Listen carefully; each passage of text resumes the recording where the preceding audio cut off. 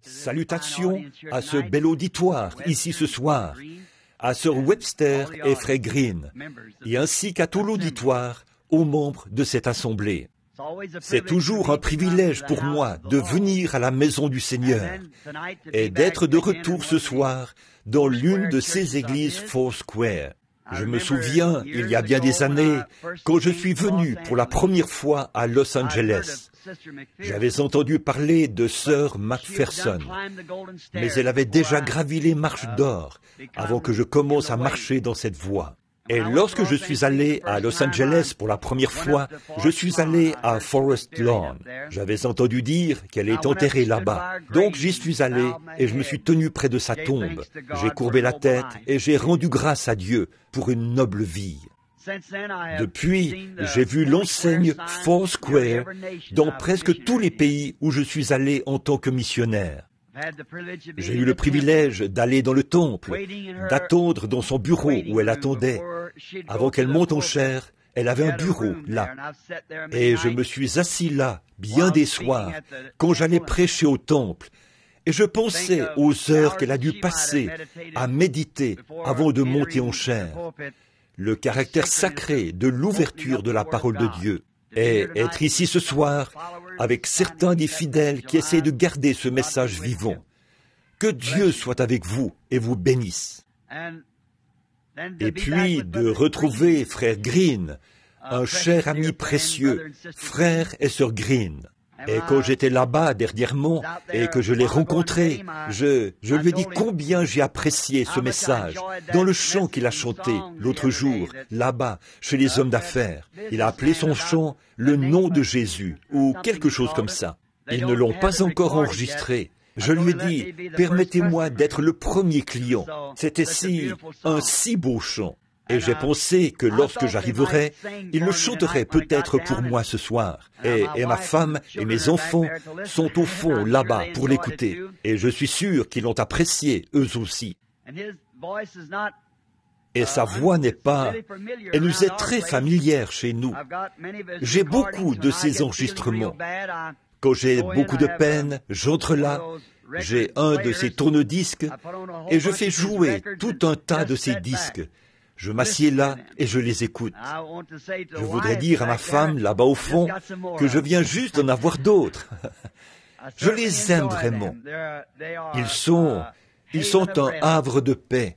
Simplement d'entendre ces chants évangéliques, de savoir qu'ils ne sont pas chantés par une voix trop exercée, mais qu'ils viennent du cœur d'un vrai chrétien. Il m'a dit qu'il en restait encore quelques-uns ce soir, là derrière. Je veux que ma femme y jette un coup d'œil pour voir s'il n'y en aurait pas là derrière que nous n'avons pas déjà, et qu'elle s'assure de les prendre. Je crois qu'ils sont là-bas, dans le vestibule. Et ils sont, vous savez, l'essentiel. Ce que je pense au sujet de chanter, j'aime ces chants, j'aime les voix exercées, mais je n'aime pas une voix trop exercée. Alors, vous ne faites que voir combien de temps vous pouvez retenir votre souffle, jusqu'à ce que votre visage devienne bleu. Vous ne dites rien de toute façon. Mais j'aime les bons vieux chants pentecôtistes, où on se laisse simplement aller et on chante. J'aime ça. Et Frère Green a ça, lui et Sœur Green. Aussi, nous savons qu'ils sont accompagnés par ces chorales et tout. Et c'est très bien de savoir que ces choses-là, nous pouvons les avoir. Maintenant, Frère Green et moi, nous sommes rencontrés pour la première fois, je crois, si je me souviens bien, je crois que c'était à Kansas City, quand nous avions l'habitude de tenir les conventions là-bas. Comme j'avais l'habitude de rester, il disait, eh bien, ce n'est pas encore le moment d'entrer, mais j'attendais à l'extérieur, dans ma voiture, et je voulais être sûr d'entendre ces chants, quand lui et la sœur chantaient. Alors, je lui ai dit là-bas, j'ai confiance qu'un de ces jours, quand je passerai de l'autre côté du fleuve, j'aime tellement chanter, et je ne peux tout simplement pas chanter, voilà tout. J'ai toujours voulu chanter, et je n'y arrive tout simplement pas. Et j'avais l'habitude d'essayer de chanter un chant à l'église, une réunion à l'ancienne mode, dans un endroit à l'ancienne mode. Je le chantais tout de travers.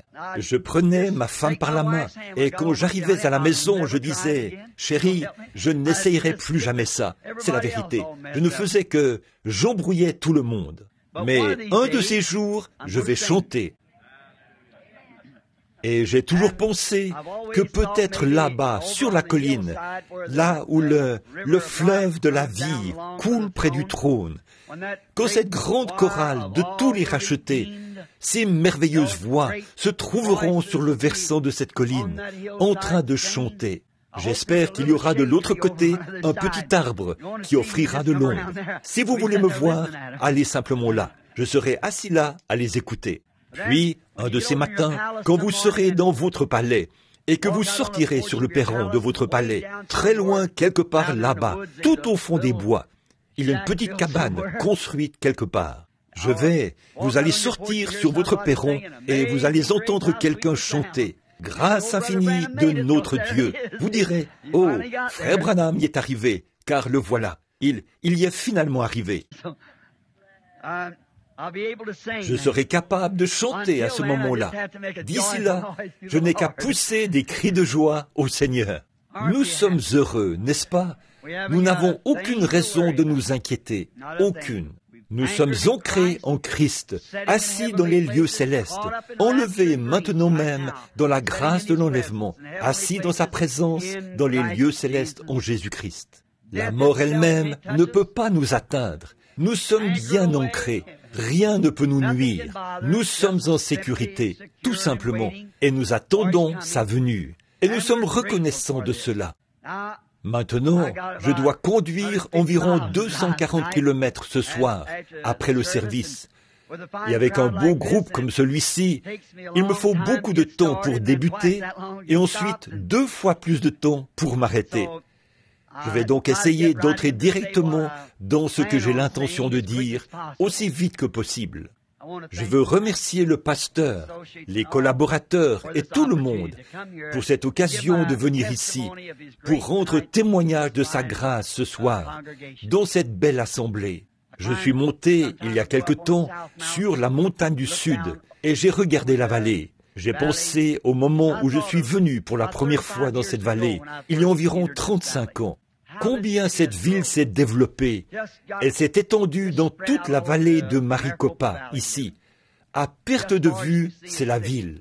J'étais là-bas avec ma femme et j'ai dit, « Tu sais, chérie, il y a peut-être 300 ans, il n'y avait rien d'autre qui passait par ici que des coyotes et des pécaris, et ainsi de suite, partout dans la région.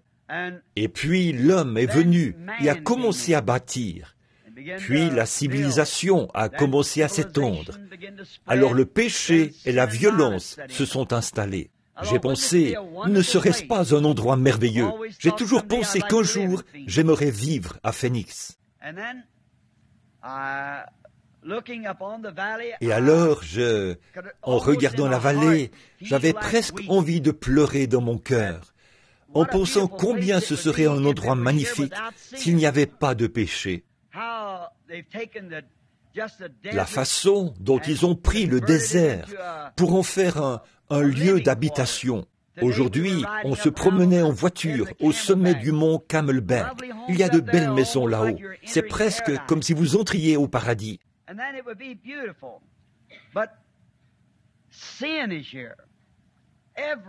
Et alors, ce serait magnifique, mais le péché est ici, partout. Des débits de whisky, de l'immoralité, tout ce qui est mal, toutes sortes de combines et de pièges de l'ennemi pour piéger des âmes humaines. Ma femme a dit, « Alors, pourquoi es-tu ici, Billy ?» J'ai dit, « Chérie, c'est sombre. Mais tu sais, il y a au milieu de toutes ces ténèbres là-bas, il y a des petits points de lumière. Ce sont ceux que Dieu a choisis. Et je suis ici pour joindre mes efforts aux leurs, joindre mon cœur aux leurs, ma voix à la leur, et crier contre les ténèbres. C'est pourquoi je suis de nouveau ici, à Phoenix. Puisse le Dieu du ciel nous aider. Et quand la soirée sera terminée, et notre petite série de réunions qui se déroule à travers la ville, d'église en église, parmi toutes les dénominations du plein évangile, et elles se termineront avec la convention des hommes d'affaires, là-bas au Ramada. J'ai confiance que nous laisserons une marque ici, ce qui signifiera que de la petite lumière qui aura été répandue, beaucoup d'âmes trouveront Christ. Beaucoup de malades qui ont la foi seront guéris. Nous commençons déjà à en voir les résultats. Et j'ai confiance ce soir que si quelqu'un venait ici ce soir, à l'abri, sous la protection de cet endroit, que quelque chose sera dit dans un chant, dans un témoignage, ou dans la lecture de la parole, ou quelque chose qui fera en sorte que vous repartirez une personne différente de celle que vous étiez quand vous êtes entrés. Aide-nous tous à le faire. Et maintenant, avant d'approcher la parole, approchons-nous de l'auteur par le moyen de la prière. Courbons la tête un instant. Avec notre tête et notre cœur inclinés devant Dieu, y aurait-il une requête parmi les gens ce soir? Quelque chose en particulier au sujet duquel vous voulez demander de l'aide au Seigneur? Levez simplement la main. Et tout au fond de votre cœur, dites, « Seigneur, tu sais ce que c'est. Merci. Que Dieu vous bénisse. » Notre Père Céleste, nous venons maintenant en ce nom entièrement suffisant, celui du Seigneur Jésus, sachant qu'il a promis ceci, si vous demandez au Père quoi que ce soit en mon nom, cela sera accordé. Nous venons d'abord pour confesser que nous avons commis des erreurs, nous avons mal agi, et aucun d'entre nous n'est bon, pas un seul. Et nous venons pour confesser nos péchés au nom du Seigneur Jésus. Nous demandons le pardon. Et tu as vu les mains des gens, celles qui ont été levées ce soir. Et tu sais ce qui était derrière cette main, ce dont ils avaient besoin. Et j'offre ma prière avec les leurs. Je la dépose sur ton autel et j'implore ta miséricorde, afin que toi, Seigneur, tu fasses miséricorde et que tu répondes à chacune des requêtes. Nous voulons te remercier pour cette Église, pour ses pasteurs et pour tous les laïcs, et tous les diacres et les administrateurs, et tous ceux qui la fréquentent. Bénis-les, Seigneur. Et nous savons que nos réunions et nos rassemblements seraient entièrement en vain si tu n'étais pas là avec nous. Aussi nous prions, Père Céleste, que nous ayons maintenant l'assurance que tu es avec nous. Continue, ô Seigneur, d'être avec nous pendant la soirée. Aide-nous. S'il y a par hasard des gens qui viennent de la rue ou du long des haies et des sentiers du monde, qui ont été dans leur vie indifférents envers toi, puisse ce soir être celui où ils diront à Dieu ce oui entièrement suffisant, et qu'ils s'abandonneront, se donneront entièrement à Jésus-Christ. S'il y a des malades parmi nous, Seigneur, tu es le grand médecin qui n'a jamais perdu un cas. Nous pensons au jour dans lequel nous vivons, alors que la maladie et une obscurité profonde couvrent la terre. Mais nous repensons au moment où tu conduisais ton peuple. Moïse les a fait sortir de l'Égypte et les a conduits au pays promis. Il les a conduits tout au long du voyage pendant 40 ans. Et quand ils sont entrés dans le pays promis, pas un seul d'entre eux n'était faible. Combien de médecins ce soir aimeraient examiner l'ordonnance que Moïse avait, qui a gardé tous ces gens en bonne santé pendant 40 longues années? Et pourtant, tu ne l'as pas caché, tu l'as fait connaître à nous tous, et c'est écrit ici sur les pages. C'est si simple. Je suis l'Éternel qui guérit toutes tes maladies. Puissions-nous prendre conscience de cela ce soir, Seigneur, les malades et ceux dans le besoin, et savoir qu'il n'y a pas une seule maladie dont tu n'es pas le remède, le double remède. Bénis la lecture de ta parole, et puissent nos cœurs se concentrer maintenant sur l'essentiel de la réunion. Alors que nos cœurs ont été remplis de joie par les chants de l'Évangile et les témoignages et tout, nous sommes très reconnaissants.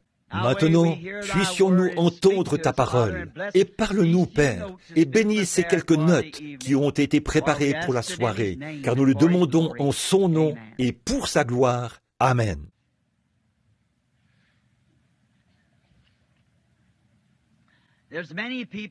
Il y a beaucoup de gens qui viennent à la réunion qui aiment toujours prendre en note ce qu'un ministre a à dire ou ce qu'il lit dans l'Écriture.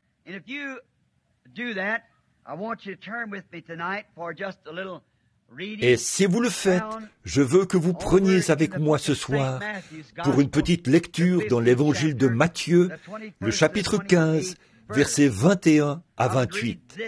Je lirai ceci. Jésus, étant parti de là, se retira dans le territoire de Tyr, de Sidon.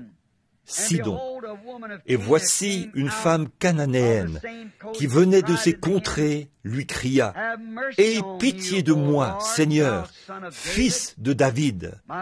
Ma fille est cruellement tourmentée par le démon. » Il ne lui répondit pas un mot. Et ses disciples s'approchèrent et lui dirent avec instance « Renvoie-la, car elle crie derrière nous. » Il répondit « Je n'ai été envoyé qu'aux brebis perdues de la maison d'Israël. » Mais elle vint se prosterner devant lui, disant « Seigneur, secours-moi. » Il répondit « Il n'est pas bien pour moi de prendre le pain des enfants et de le jeter aux petits chiens. » « Oui, Seigneur, dit-elle, mais les petits chiens mangent les miettes qui tombent de la table des maîtres. »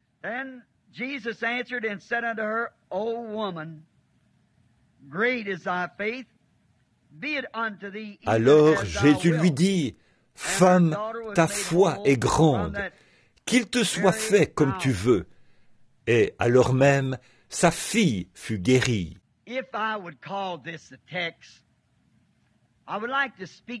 Si je peux prendre ceci comme texte, j'aimerais parler juste un instant, ou plutôt pendant quelques minutes, sur ce sujet, la persévérance.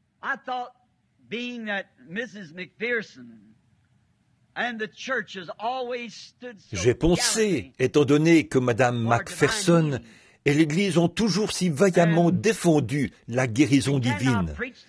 Et nous ne pouvons pas prêcher le plein évangile sans prêcher la guérison divine, parce qu'elle fait partie de l'évangile.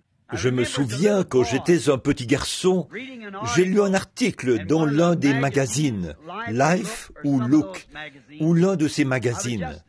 Je n'étais qu'un jeune garçon. On se moquait de Mme Macpherson parce qu'elle prêchait la guérison divine. Et ils ont dit qu'elle employait un genre de stratagème.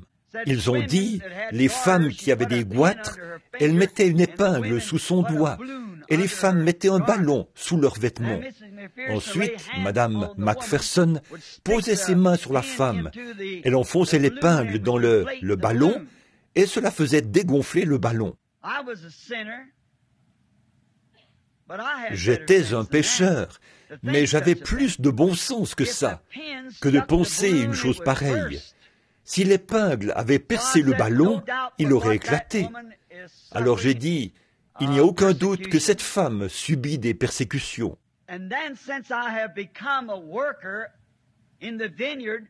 Et donc, depuis que je suis devenu un ouvrier dans la vigne, je me rends compte de ce qu'elle a dû endurer. Quand vous prenez position pour la vérité, vous êtes toujours haï de l'ennemi. Le mot persévérer signifie, je pense, selon Webster, persister. Persévérer, persister dans la poursuite d'un but. Et chaque personne sur terre, ou qui a déjà vécu sur la terre, qui a jamais accompli quelque chose, qui a fait quelque chose de sa vie, a dû être persévérante. Vous devez premièrement être certain de ce en quoi votre foi est ancrée.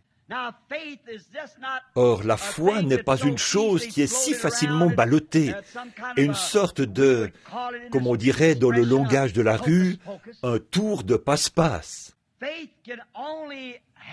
La foi ne peut avoir une position correcte que lorsqu'elle est placée sur quelque chose d'inébranlable. Si je vous disais d'aller là-bas et de poser votre main sur cet arbre pour recevoir votre guérison, vous pourriez en douter. Alors, pourquoi? Il n'y aurait aucun fondement à cela. Vous n'auriez que ma parole. Et si je vous disais que de vous laver dans une certaine eau, ici, dans la vallée, vous apporter la guérison, cela dépendrait de la confiance que vous avez en moi. Et la foi vient de ce qu'on entend. Entendre quoi? La parole de Dieu. C'est pourquoi, si ceci est la parole de Dieu, et elle l'est, ce qu'elle enseigne, nous pouvons nous reposer sur cela. Dieu ne peut pas changer. Dieu doit toujours demeurer Dieu.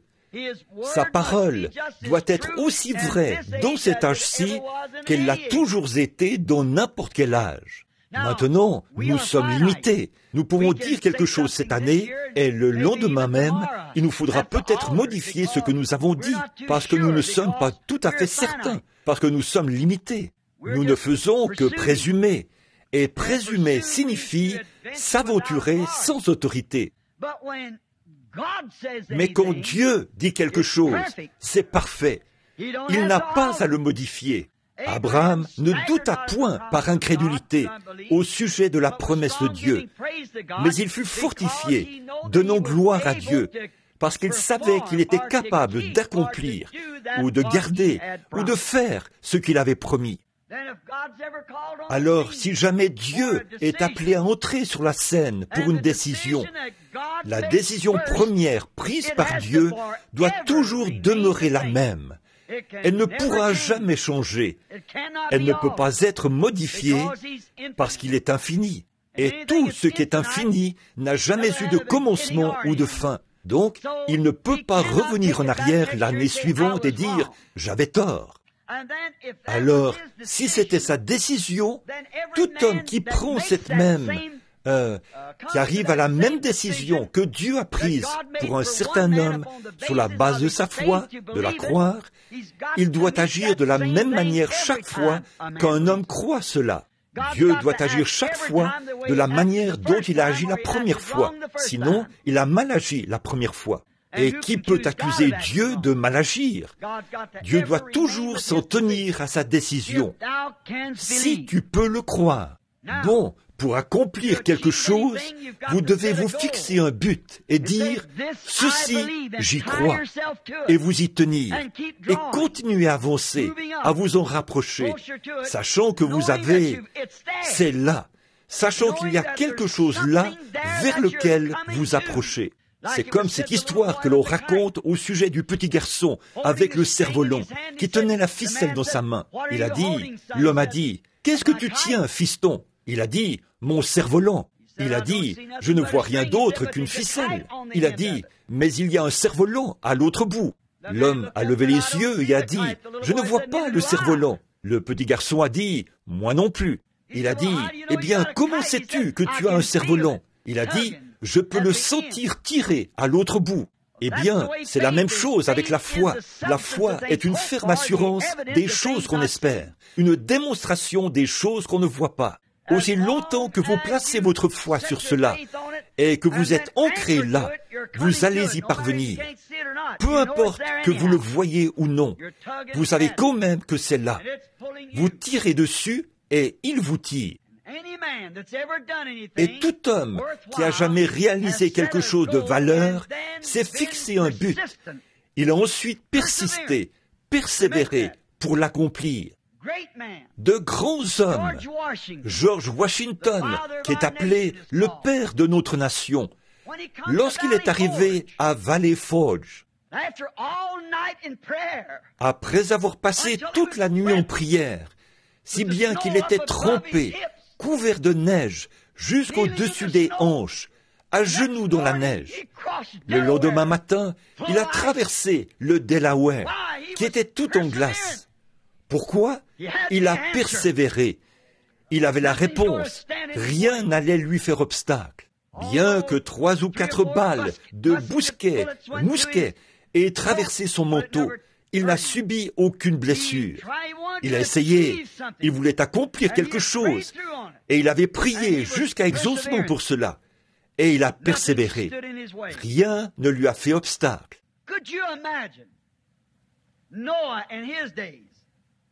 Pourriez-vous imaginer Noé à son époque? Combien Noé a persévéré? Or, il n'était qu'un fermier, et il vivait dans un jour de recherche scientifique plus avancé, peut-être, que ce que nous avons aujourd'hui. Parce qu'à cette époque-là, ils ont construit les pyramides. Et si certains d'entre vous ont eu le privilège d'aller voir la grande pyramide d'Égypte et de voir le Sphinx et tout, eh bien, c'est étonnant à voir. Comment ils ont réussi à lever ces gros blocs de pierre dans les airs, presque la hauteur d'un pâté de maison, alors qu'ils pesaient des milliers de tonnes. Aujourd'hui, nous ne pourrions pas reproduire ça. Nous ne comprenons pas. Ils avaient quelque chose. Ils avaient une teinture.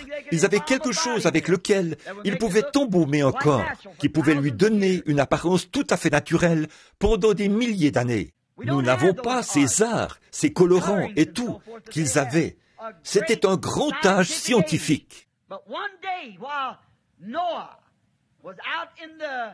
Mais un jour, alors que Noé était dans les champs, peut-être en train de s'occuper de sa récolte, Dieu lui est apparu et lui a dit, « Prépare-toi pour le salut de ta maisonnée. Construis une arche. Il va pleuvoir. » Maintenant, nous savons tous que dans le monde antédiluvien, il n'avait jamais plu. Et alors, ça ne concordait pas avec la pensée des scientifiques de cette époque-là. Son message était contraire. Sans doute que de brillants scientifiques sont venus le voir et lui ont dit, « Bon, regarde bien, monsieur Noé. Là, nous avons des instruments avec lesquels nous pouvons atteindre la Lune et nous pouvons faire toutes ces recherches scientifiques. Et il n'y a pas d'eau là-haut. Comment de l'eau pourrait-elle descendre de là-haut alors qu'il n'y a pas d'eau là-haut qui peut descendre? Tu es insensé. Tu fais quelque chose alors qu'il n'y a rien de vrai là-dedans. Il n'y a pas d'eau là-haut. Mais Noé pouvait dire, Dieu a dit qu'il pleuvrait, et ça règle la question. Dieu l'a dit.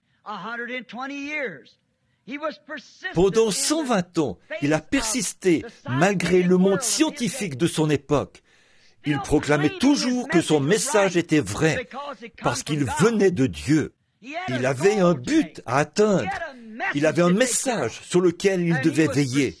Il a persisté dans cette tâche. Peu importe ce que le reste du monde disait, Noé l'avait entendu de la part de Dieu. C'est tout ce qui comptait pour lui. Il avait entendu la voix.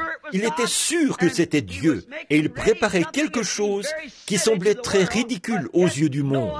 Malgré tout, Noé savait que Dieu tiendrait sa parole. Cela ne devrait-il pas être une leçon pour nous aujourd'hui, en cette heure? Comme Jésus l'a dit, ce qui arriva du temps de Noé arrivera de même à la venue du Fils de l'homme. Un message qui est ridicule aux yeux du monde. Ils ne le comprennent pas. Pourtant, ceux qui sont entrés en contact avec le Saint-Esprit savent qu'il va revenir. Je peux voir les gens qui avaient pitié du pauvre vieux Noé, parce qu'il se privait de beaucoup de plaisirs, des choses du monde et des choses qui se passaient. Mais Noé, toujours persistant, a tenu ferme. Un jour, Dieu a dit à Noé, « Très bien, tu as fait ce que tu devais faire. Maintenant, entre dans l'arche, toi et ta maisonnée. » Et on a remarqué que les oiseaux ont commencé à y entrer en volant, et les animaux ont commencé à entrer, 2 par 2. Noé et sa famille sont entrés. Et il y a toujours des croyants frontaliers. C'est comme ça que je les appelle. Des gens qui vont venir à l'église. Ils vont apprécier un message qui vient peut-être de la chorale, ou des chanteurs, du ministre, ou un témoignage. Ils vont apprécier cela. Mais pour ce qui est d'entrer et d'en faire partie, ils ne veulent simplement pas le faire. Ils aiment bien écouter, mais ils ne veulent pas en faire partie. Ils ne veulent pas être identifiés à eux. Ils veulent rester à l'écart. Cela a toujours été ainsi, et il y en avait sans doute à cette époque-là. Puis, quand la porte de l'arche a été fermée, beaucoup de ces gens ont dit, « Eh bien, allons-y et tenons-nous près de là, au cas où cela arrive, et que le vieil homme avait raison. » Nous avons tous pensé que le vieil homme n'avait pas toute sa tête. Mais j'aimais bien l'écouter prêcher pendant qu'il se tenait là à la porte. Maintenant, nous savons que quelque chose a fermé cette porte. Or, c'est un brave homme, et si jamais cela se produisait, que de l'eau descend de là-haut, eh bien, il nous laisserait entrer. Vous voyez, vous ne voulez pas avoir confiance. Il ne faut pas épuiser la bonté de Dieu. Il faut être certain d'entrer pendant qu'on en a l'occasion. Et voilà le premier jour. Regardez comment Dieu met son peuple à l'épreuve parfois. J'imagine que le premier jour, Noé a dit à sa famille, « Très bien, maintenant nous allons monter à l'étage. Bon, demain matin, les cieux seront sombres. Ils n'ont jamais été sombres auparavant. Nous n'avons jamais vu ça. La pluie va tomber. Les éclairs vont sillonner les cieux. Et le lendemain matin, voilà le soleil qui se lève. Aucun signe. Toute la journée, Noé et sa famille ont observé. Eh bien, les choses se sont déroulées exactement comme avant. J'imagine que les croyants frontaliers ont dit « Ah, le vieil homme avait tort !» Ils sont retournés en ville. Ils mangeaient, buvaient et se réjouissaient. J'imagine sa famille. Combien cet homme a dû être sous tension. Mais il n'a pas abandonné. Il n'a pas commencé à frapper sur la porte en disant « Vous, à l'extérieur, forcez la porte. J'avais tort. » Pourquoi ? Il savait qu'il avait la vérité et il s'y est tenu. S'il n'a pas plu aujourd'hui, il va pleuvoir demain. C'est ça. Très bien. Puis voilà le deuxième jour. Et nous remarquons que le soleil s'est levé. Il a suivi son cours, tout comme il le fait chaque jour. Aucun signe de pluie. Malgré tout, il a persisté. Pendant 7 jours, Noé était assis là. Il disait, « S'il ne pleut pas aujourd'hui, il va pleuvoir demain. » Voyez, il était ancré. Il a persisté, persévéré, parce qu'il savait que Dieu l'avait dit et qu'il fallait qu'il en soit ainsi. Enfin, le 7e jour, quand il a regardé par la fenêtre, les cieux s'assombrissaient, le vent balayait les collines, les arbres penchaient, les gens hurlaient, ne sachant pas quoi faire. Et après un certain temps, de grosses gouttes de pluie ont commencé à tomber pour la première fois. Elles tombaient dans les rues. Les égouts se sont remplis. Tous les ruisseaux sont sortis de leur lit. L'eau a commencé à monter. Les gens sont montés dans leurs bateaux et ils ont coulé. Les vents étaient violents et l'eau est devenue de plus en plus profonde. Après un certain temps, elle a commencé à atteindre le bateau.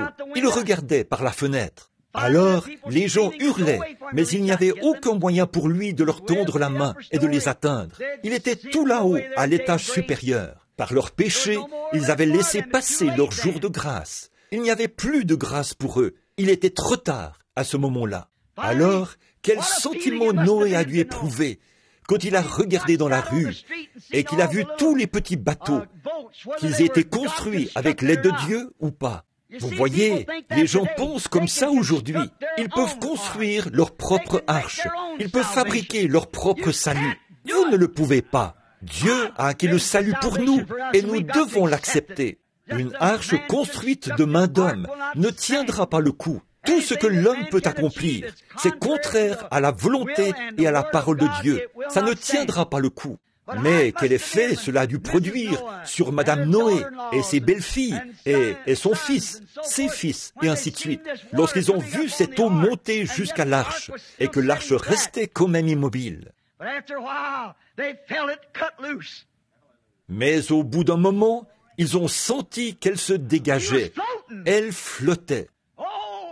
Oh, Noé a su que tout ce qu'il avait essayé d'accomplir, ce qu'il avait fait, son message portait ses fruits à ce moment-là. Elle s'était dégagée. Il quittait la terre. C'est pareil quand un homme restera là, non pas s'avancer et serrer la main du pasteur, inscrire son nom sur un registre, mais quand il restera là, jusqu'à ce qu'il sente quelque chose se libérer à l'intérieur de lui, et qu'il commence à flotter tout là-bas par la foi. Il sait que ses péchés sont du passé, et qu'il a ancré son âme en Christ. Il y a quelque chose qui le fait monter de plus en plus haut. On persiste, on persévère. Moïse a été très persévérant. Quand il est descendu en Égypte et qu'il a tué un homme, il avait toute son instruction et sa formation. Et malgré tout, il s'y est mal pris. Il a essayé, parce qu'il avait confiance en ce qu'il pouvait accomplir par son instruction et par sa propre... On nous dit qu'il était un militaire, et ce pourquoi il avait été formé, nous voyons que cela a échoué. Et quand cela a échoué, il n'a pas persévéré. Il s'est enfui au désert et y est resté pendant 40 ans. Mais un jour, il a rencontré Dieu dans un buisson ardent. Il a ôté ses souliers. Il a vu la gloire de Dieu. Il a vu un bâton sec se transformer en serpent et redevenir un bâton. Il a vu une main couverte de lèpre être guérie par la puissance de Dieu. Et il a entendu la voix de Dieu lui parler. Rien n'allait plus l'arrêter alors. Je l'ai souvent décrit. J'espère que ce n'est pas d'une manière sacrilège. Un vieil homme, âgé de 80 ans, avec sa femme, assise sur un mulet, tenant un enfant sur sa hanche. Le lendemain, et avec sa barbe qui pendait, le bâton à la main, il avançait, les yeux fixés vers le ciel, et sa barbe blanche qui flottait au vent. Et quelqu'un a dit, « Où vas-tu, Moïse ? Je vais en Égypte pour prendre le contrôle. » Une invasion par un seul homme. Ça avait l'air plutôt ridicule. Mais pour l'esprit charnel, les voies de Dieu sont ridicules. Mais elles sont précieuses pour ceux qui y sont ancrés. Ils savent de quoi ils parlent. Ils courent vers le but. Oh, quelle chose extraordinaire cela a dû être. Noé, ou Moïse plutôt, qui allait en Égypte, une nation que le monde entier craignait, un peu comme la Russie aujourd'hui, une invasion par un seul homme, un vieil homme de 80 ans, avec sa femme assise sur un mulet et un bâton tordu à la main, en route pour prendre le contrôle. La chose qui est étrange à ce sujet aux yeux du monde, c'est qu'il l'a bel et bien fait. Il a pris le contrôle.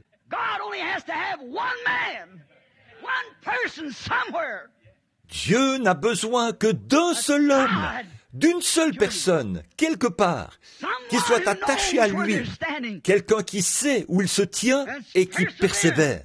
Alors les persécutions, les différends ne le dérangent pas du tout. Il y allait pour prendre le contrôle et il l'a fait. Cela a semblé très ridicule, alors qu'un homme qui mesurait environ 4 mètres ou plus s'est présenté là. Je crois que ses doigts mesuraient 35 cm. Il tenait une lance à la main, semblable à une aiguille de tisserand, dont la longueur était probablement égale à la moitié d'ici jusqu'à la porte là-bas. Il se tenait là et défiait Israël. Puis Saül, de l'autre côté, dépassait d'une tête toute son armée. Un homme formé. Ils étaient tous bien formés, mais dupés. C'est vrai. Et le diable voulait leur faire une proposition. C'est comme ça que fait le diable, quand il pense qu'il a l'avantage. Viens par ici, ne versons pas de sang, seulement 2 d'entre nous. Si je bats votre homme, alors vous allez nous servir. S'il me tue, alors il n'y en aura qu'un seul d'entre nous qui mourra, au lieu de nos armées. Quelle proposition il peut faire? Tout le monde était mort de peur. Et ça semblait ridicule de voir un petit garçon aux épaules arrondies s'avancer là-bas, enveloppé d'une petite peau de mouton, une fronde attachée à la ceinture, avec quelques gâteaux de raisin dans la main, pour aller voir ses frères. Et ce démon s'est vanté une fois devant un homme de Dieu, et ce dernier l'a forcé à dévoiler son jeu. Pourquoi? Il savait qui était Dieu. Il a dit, vous n'allez pas me dire que les armées du Dieu vivant vont laisser ce Philistin incirconcis défier les armées du Dieu vivant. Moi, j'irai le combattre. Oh là là! Pourquoi? Il a persisté. Ses frères lui ont dit, « Ah, nous savons que tu n'es qu'un polisson. Retourne à la maison, là-bas, t'occuper des brebis que papa t'a dit de garder. » Tu es venu ici juste pour voir la bataille. Vous ne pouvez pas être plus éloquent qu'un homme de Dieu quand quelque chose lui est effectivement arrivé. Alors, il est allé voir Saül. Saül, j'imagine qu'il s'est gratté la tête et a baissé les yeux. Il a dit, « J'admire ton courage, fiston, mais cet homme est un guerrier. Cet homme est un guerrier depuis son enfance. Et tu n'es qu'un enfant. Tu ne sais pas comment manier une fronde ou une lance, ou comment te battre en duel. Oh, mais regardez-le présenter quelque chose.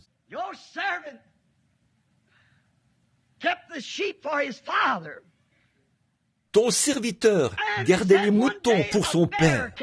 Et il a dit, un jour, un ours est entré et a pris un des agneaux de mon père.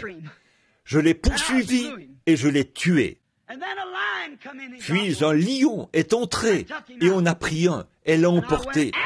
Je l'ai poursuivi et je l'ai tué. Maintenant, a-t-il dit, le Dieu qui m'a donné la victoire sur l'ours et sur le lion, à combien plus forte raison va-t-il me donner la victoire sur ce Philistin incirconcis qui défie les armées du Dieu vivant? Saül a dit, mais tu n'es qu'un enfant. Il a dit, tu ne portes rien du tout, rien qu'une petite peau de mouton. Attends, je vais te mettre mon armure. Alors, il l'a pris et lui a mis son armure. Pouvez-vous imaginer ça? La Bible dit qu'il avait le teint rosé, et cet homme tout petit, qui pesait peut-être 50 kilos, s'est revêtu de cette grande armure d'un homme qui pesait environ 115 kilos, qui mesurait environ 2 mètres. Il était écrasé sous le poids. Pouvez-vous imaginer ça? David a regardé autour de lui. Les épaulettes dépassaient d'à peu près ça, et ça ressemblait à une jupe sur lui. Son plastron qui pendait comme ça. Il a constaté que le vêtement ecclésiastique n'allait pas à un homme de Dieu. Oui. Il a dit, débarrassez-moi de ça. Je ne sais rien de ces choses-là, mais laissez-moi y aller avec ce que je sais être bien. Voilà, il y est allé avec la puissance de l'esprit. Je crois que c'est Hudson Taylor qui a dit une fois à un missionnaire chinois. Ce jeune chinois a dit, « Monsieur Taylor, j'ai senti mon appel en Christ. » Il a dit, « Devrais-je maintenant aller étudier pour obtenir ma licence en lettres, puis mon doctorat en philosophie, et tout ce qu'il me faut obtenir, mon doctorat ?» Monsieur Taylor a dit, « Vas-y maintenant, fiston, vas-y maintenant. N'attends pas que ce moment arrive. Tu gaspillerais une grande partie de ta vie. » Je pense que c'est juste. Je suis d'accord avec Monsieur Taylor. Allez-y maintenant! Là, je n'essaie pas de soutenir mon ignorance en essayant de dire que nous n'avons pas besoin d'instruction. Cela a peut-être sa place, mais l'instruction sans salut n'a pas d'encre.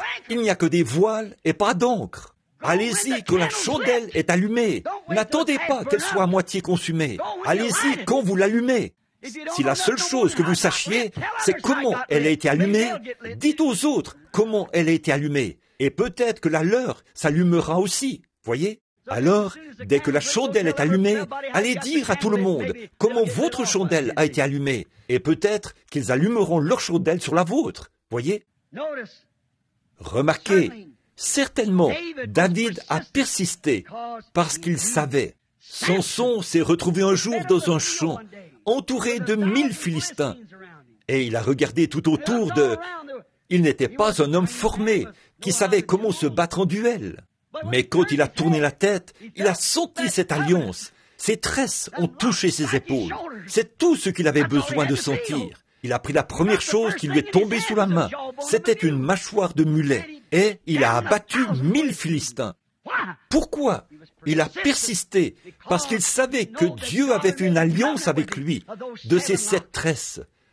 Tant qu'elles pendaient à leur place, rien n'allait le déranger. Oh, frères, sœurs, combien l'Église du Dieu vivant devrait persister fermement ce soir. Aussi longtemps que nous pouvons sentir l'alliance du Saint-Esprit, le sang de Jésus-Christ qui nous purifie de tout péché, nous ne devrions jamais laisser rien nous faire obstacle. Persister, certainement. Jean, le grand prophète, dont on avait annoncé la venue, quand il était dans le désert, Dieu lui avait dit, ils attendaient un Messie, bien sûr. Il y avait 400 ans qu'ils n'avaient pas eu un prophète. Mais Dieu lui avait dit dans le désert, il a dit, là, ils vont essayer de te dire que docteur Untel, c'est l'homme qui devrait être le Messie, si tu dois l'annoncer. Eh bien, c'est la meilleure personne de notre assemblée. Et ils diront, eh bien, le petit-fils du souverain sacrificateur, ici, il est celui qui devrait avoir ce titre, et ainsi de suite. Mais écoute, Jean, c'est un travail sérieux. Tu dois être sûr. Alors, je vais te donner un signe. Celui sur qui tu verras l'Esprit descendre et demeurer, ce sera lui qui baptisera du Saint-Esprit et de feu. Jean s'est tenu là. Il parcourait des yeux les assemblées alors qu'elles venaient. Et tout le monde venait d'ici, de là et d'ailleurs. Mais il n'arrivait pas à le voir. Un jour, alors qu'il se tenait là, en train de discuter avec le sacrificateur, qui disait, « Tu ne vas pas me dire qu'il viendra un temps où le sacrifice perpétuel sera enlevé. » Il a dit, « Il viendra un homme. » Puis il a regardé. Le voilà. Il a dit, « Voici l'agneau de Dieu qui ôte le péché du monde. » Il le savait, parce que Dieu lui avait dit, « Celui sur qui tu verras descendre l'Esprit. » Il le savait, il a persisté. Revenons à cette petite femme. Il y a tellement de choses que nous pourrions dire au sujet de différentes personnes qui ont persévéré, persisté, qui ont tenu bon pour y parvenir. J'ai un petit slogan que je dis pas mal souvent. Il serait peut-être bon pour vous de le noter. Un gagnant ne lâche jamais, et un lâcheur ne gagne jamais. Réfléchissez à ça. Un gagnant ne lâche jamais, et un lâcheur ne peut jamais gagner. Vous devez tenir ferme, et avant même de commencer, soyez absolument certain que vous êtes dans le vrai. Puis persistez, ne laissez rien vous ébranler, continuez. J'ai eu pas mal d'expériences de ce genre, et vous le savez. Je sais une chose, quand vous êtes absolument certain que vous êtes dans la volonté de Dieu, quand vous êtes absolument certain que vous êtes centré sur le calvaire, rien ne va vous ébranler. Vous y êtes. Cette petite femme, elle était grecque, une syrophénicienne, et elle avait entendu parler de la renommée de Jésus. Or, comment la foi vient-elle? De ce qu'on entend, la parole. Elle avait entendu parler de lui. Et vous savez, peut-être y a-t-il eu beaucoup de choses pour lui faire obstacle. Parce qu'elle était grecque. La foi vient de ce qu'on entend. Nous savons ça. Et il y avait beaucoup de choses pour lui faire obstacle. Mais la foi trouve une source que personne d'autre ne connaît. La foi trouve cette source que personne ne peut expliquer. C'est quelque chose que vous savez. Les autres ne peuvent pas le voir, mais la foi le voit. La foi voit cela, là où l'œil naturel ne le voit pas, mais l'œil intérieur voit cette chose. Or, elle avait besoin de Jésus. La première chose que vous devez faire, si vous voulez trouver Christ, c'est de savoir que vous avez besoin de lui. Quand vous pensez que vous n'avez pas besoin de lui, alors vous ne le trouverez jamais, parce que vous ne le chercherez pas de tout votre cœur. Avez-vous remarqué ce passage de l'Écriture où il est dit « Cherchez et vous trouverez, frappez et l'on vous ouvrira ». En fait, ça ne veut pas dire de simplement frapper comme ceci et l'on vous ouvrira. Ce n'est pas simplement dire « Eh bien, je suis sorti, Seigneur, me voici, me veux-tu » Non, ce n'est pas ça. Celui qui cherche, celui qui frappe, on continue. Ça doit concorder avec le reste des Écritures. Comme le juge inique et la veuve, elle frappait continuellement à sa porte. Elle a persisté. S'il la renvoyait aujourd'hui, demain, il l'avait de nouveau sur les bras. C'est de cette manière que vous voulez agir envers Dieu. Soyez constamment devant lui, chaque matin, chaque nuit, chaque jour, tout le temps, constamment. Continuez simplement à chercher, continuez à demander, continuez à frapper. Ne frappez pas juste pendant un petit moment, et ensuite vous fatiguez, et vous en allez. Restez simplement là. Seigneur, je suis ici, et pas question que je parte. Tu m'as sur les bras maintenant. Je ne bougerai pas d'ici. Est-ce que tu es fatigué de m'entendre? Moi, je passe des moments merveilleux à frapper, parce que je sais que tu viens. Amen. C'est là qu'il va se passer quelque chose. Il doit vous enlever de sur ses bras. Vous voyez? Donc il vient pour vous répondre. Bon, la foi trouve cela. Sa parole est une épée. La Bible dit dans Hébreux 4:12 que la parole de Dieu est plus tranchante qu'une épée à 2 tranchants. Maintenant, il n'y a qu'une chose qui puisse tenir cette épée, c'est la main de la foi. La main de la foi est la seule chose qui puisse tenir cette épée de la foi, cette épée de la parole. Là, il se peut que votre bras soit faible, tout juste assez fort pour la saisir, pour la justification, tant vous êtes faible. C'est peut-être tout ce que vous pouvez dégager en tranchant. Mais cette épée de la parole tranchera pour dégager chaque promesse que Dieu y a faite, à condition que ce soit un bras de la foi bien fort qui la tient. Je crois en Dieu pour ma guérison. Je crois en Dieu pour mon baptême. Dieu a fait la promesse. Et la foi tient cette épée. Ça va la découper du rocher là-bas. Chaque promesse de Dieu peut être dégagée en étant tranchée par la parole de Dieu, car c'est une épée. Elle a eu beaucoup d'obstacles, mais sa foi n'en avait pas. Vous avez peut-être beaucoup d'obstacles. Chaque personne qui s'engage à rencontrer Christ découvrira qu'il y a beaucoup d'obstacles. Mais votre foi, elle, n'en a pas. La foi n'a aucun obstacle. La foi a du poil sur la poitrine et de gros muscles. Les raisonnements s'élèvent et disent, vous savez, c'est raisonnable. La foi gonfle ses muscles, bombe son grand torse et dit, tais-toi, assieds-toi. Et le raisonnement se sauve dans un coin et s'assied sur son tabouret. Voilà. La foi a des muscles, et ce qu'elle dit veut dire exactement ce qu'elle dit. Voilà ce qu'il nous faut ce soir. Voilà ce dont l'église Foursquare a besoin. Voilà ce dont le groupe Pentecôtiste a besoin. Voilà ce dont le monde entier a besoin. Voilà ce dont j'ai besoin. Voilà ce dont vous avez besoin. Et nous devrions avoir honte de l'admettre. Mais nous avons besoin d'une foi qui s'accrochera à la parole de Dieu et qui déclarera qu'elle est vraie. Faire face au diable et dire « Ainsi dit le Seigneur ».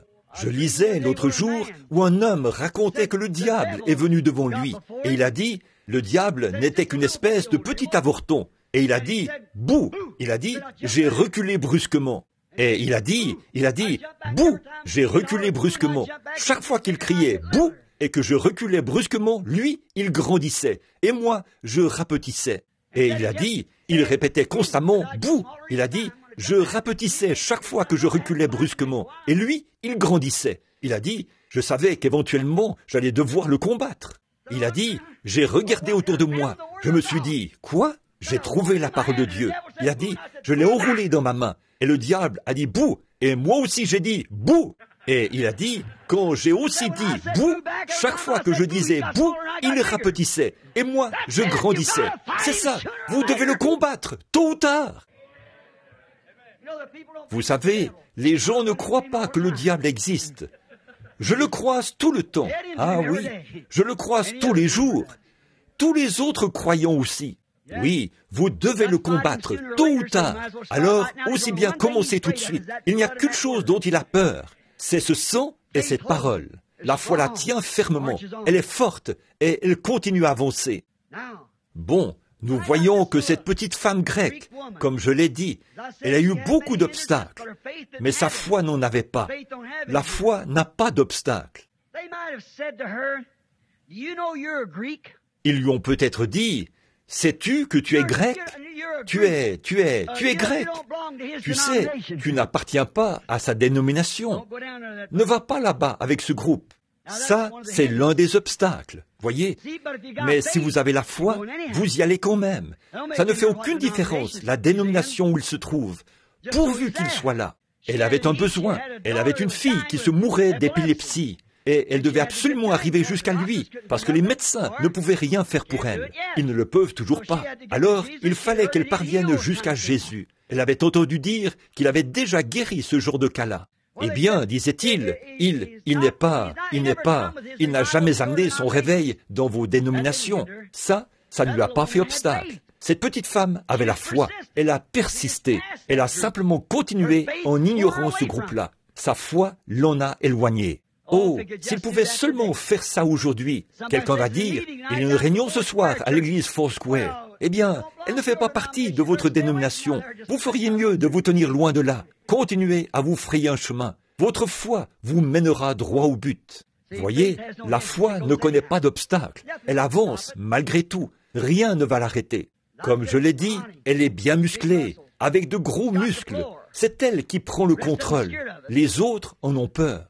Oui, monsieur, ils vont fuir devant elle, comme devant la variole. Ils s'en éloignent complètement. Il ne veut rien avoir à faire avec cela. Quand la grande foi s'élève, elle dit « Je sais en qui je crois. Je suis persuadé. » C'est ça. Il se peut qu'un autre groupe soit venu et ait dit « Les jours des miracles sont passés. Une telle chose, ça n'existe pas. C'est une bande d'exaltés là-bas, ces Juifs. Nous sommes Grecs, nous sommes intelligents, nous sommes un groupe de personnes intelligentes. Nous donnons au monde l'art, la musique et la religion. Et cette chose-là n'existe pas. » Mais elle a persisté. Pour elle, les jours des miracles n'étaient pas passés, parce que quelque chose lui avait dit ici, à l'intérieur, qu'il ne l'était pas. Et Jésus avait ce qu'elle cherchait, et elle était déterminée à se rendre jusqu'à lui. Que sa dénomination ait parrainé cela ou pas, elle y allait quand même. Elle allait se rendre là-bas. Elle a persisté, toujours persisté. Les jours des miracles étaient peut-être passés pour eux, mais ils ne l'étaient pas pour elle. C'est pareil pour chaque croyant. Ces gens disent que les jours des miracles... Un homme a dit, il y a quelque temps, il a dit, « Peu m'importe ce que vous pourriez dire, Monsieur Branham. » Il a dit, « Je ne crois pas que la guérison divine existe. » J'ai dit, « Bien sûr que non, pas pour vous. Ce n'est pas pour les incroyants. C'est seulement pour ceux qui croient. » C'est vrai. Cela n'a pas été envoyé aux incroyants. Cela a été envoyé aux croyants. Vous ne pouvez pas l'apprécier parce que vous n'en connaissez rien. Il voulait me dire, le Saint-Esprit, ça n'existe pas. J'ai dit, vous êtes en retard d'environ 33 ans pour dire ça. J'ai dit, je sais à quoi m'en tenir. Je l'ai déjà reçu. Oh, quel non-sens. J'ai dit, ça l'est peut-être pour vous, mais pas pour moi. C'est réel pour moi. C'est la vie. Quelque chose s'est ancré. Il est venu trop tard pour me dire ça. Ils viennent trop tard pour nous dire ça au sujet de la guérison divine. Nous avons déjà été guéris. Nous avons déjà été remplis du Saint-Esprit. Nous avons déjà reçu la grâce pour l'enlèvement. Amen. C'est trop tard pour toutes ces choses. Il ferait aussi bien de se taire. Nous l'avons déjà reçu. Notre foi peut dire, « Assieds-toi, je sais de quoi je parle. » Eh bien, les docteurs, peu m'importe ce que dit le docteur un tel, la Bible dit, et j'ai foi dans ce livre que je tiens dans ma main, et ma foi la tient là. Jésus vient. Je crois que j'ai reçu le Saint-Esprit, parce que je le vois qui vit dans ma vie. Amen. C'est selon la parole. Rien, une révélation manifestée, une confirmation parfaite que la Bible est vraie, et que Jésus-Christ est le même hier, aujourd'hui et éternellement. Laissez-les s'en moquer. Ils peuvent s'en moquer tant qu'ils veulent. Nous persisterons simplement tout autant qu'ils l'ont fait. Noé l'a fait. Moïse l'a fait. Quand tous les autres imitateurs se sont élevés. Jeannès et Jean Bresse ont jeté leurs bâtons sur le sol, et les bâtons se sont transformés en serpents. Il y avait là ces hommes, aussi honorables qu'ils pouvaient l'être, qui avaient fait exactement ce que Dieu leur avait dit de faire. Et voilà que s'élève un tas d'imitations. Ils ont jeté leurs bâtons sur le sol. La seule chose qu'ils pouvaient faire, c'était de rester tranquilles et voir la gloire de Dieu. Amen. Dieu la défendra. S'il vous envoyait, que vous en êtes sûr, vous allez accomplir le travail que Dieu a prédestiné que vous fassiez. Vous allez vous tenir là, et Dieu éloignera tous les imitateurs charnels de vous. C'est exact. Tenez-vous là. Vous pouvez persister, parce que vous savez en qui vous avez cru, et ce qui est juste. Examinez votre révélation par la parole. Si c'est contraire à la parole, laissez ça de côté. Si c'est conforme à la parole, alors Dieu est tenu, obligé de tenir sa parole. Bon, eh bien, il y avait peut-être un groupe de dames qui se tenaient là, au coin de la rue, vous savez, et elles ont dit, la voilà qui vient. Maintenant, elle a cet enfant là-bas qui souffre d'épilepsie. Et le docteur Untel a dit qu'il n'y a pas de remède contre l'épilepsie. Et la voici qui s'en va vers cette dénomination non connue là-bas, pour que ce prophète fanatique vienne ici et guérisse cet enfant. Alors elles ont dit, nous devrions arrêter Suzy. J'espère qu'il n'y a pas de Suzy ici. Mais nous devrions arrêter Suzy et lui dire, parce qu'elle était une femme bien, sa vie est son reproche. Mais nous devons l'arrêter, et c'est la seule chose que je peux faire. Elle a déjà ignoré tous les autres, mais cet obstacle-ci, elle ne pourra pas l'ignorer. Sais-tu quoi, Suzy? Ton mari va te quitter, parce qu'il est un administrateur ou un diacre au sein du conseil. Et il va te quitter, c'est sûr et certain, si tu vas là-bas. Elle a persisté de plus belle. Elle a continué à avancer. Voyez, la foi ne connaît aucun obstacle. La foi doit y arriver. Puis, elle a croisé un autre groupe qui a dit, « Sais-tu quoi? Quand tu reviendras dans la défaite et que tu auras découvert qu'il n'y a rien de vrai là-dedans, tout le monde dans le voisinage se moquera de toi. » Cela ne l'a même pas fait rougir de honte. Elle a persisté. Elle a continué à avancer. J'aime ça. J'aime cette persévérance. Puis, voici un des diacres se tenait là, et il a dit, « Si tu vas là-bas, tu sais ce qu'ils vont faire? Ils vont te mettre à la porte de l'église, parce que tu t'es associé à ces exaltés ou à ces gens-là. » Et il a dit, « Tu sais, excusez-moi, je n'aurais peut-être pas dû dire ça. Voyez, tu t'associes avec eux, tu seras mise à la porte de ton église. » Elle a persisté de plus belle. La foi ne connaît pas la défaite. Elle n'avait qu'une chose à accomplir, et c'était de parvenir jusqu'à Jésus. Elle avait un besoin, et lui, il était le seul qui pouvait pourvoir à ce besoin. Je dis ceci ce soir, frères et sœurs. J'ai 53 ans. Je le sers depuis l'âge d'environ 20 ans. Il a pourvu à tous mes besoins. Et quand viendra l'heure de ma mort, je suis sûr que ce dont j'aurai besoin à ce moment-là, 2 ailes pour franchir le fleuve, il sera là. Ne vous inquiétez pas, je sais qu'il sera là. Je remettrai simplement la vieille épée dans le fourreau. J'enlèverai le casque et le déposerai sur le fleuve, sur la rive, quand j'entendrai les rameurs. Et je vais crier, « Envoyez le bateau de sauvetage! Je rentre à la maison ce matin! » Ce sera là, oui monsieur. L'étoile du matin descendra et éclairera le chemin. Et nous traverserons le fleuve. Oui monsieur. Amen. Elle a persisté. Elle avait quelque chose à accomplir. Elle savait qu'elle devait persévérer pour parvenir jusqu'à Jésus. Alors, elle devait tout ignorer. Finalement, elle est arrivée. Bon, enfin, elle est arrivée. Tout va bien maintenant.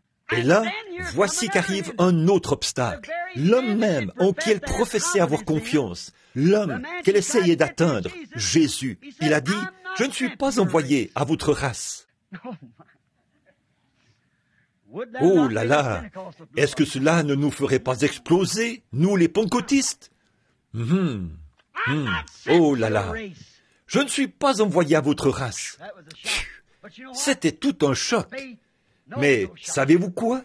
La foi ne connaît pas de choc. Et de nouveau, il s'est retourné. Après toutes ces choses qu'elle avait traversées, sa foi a tenu ferme, car elle savait que Jésus pouvait lui donner ce qu'elle désirait.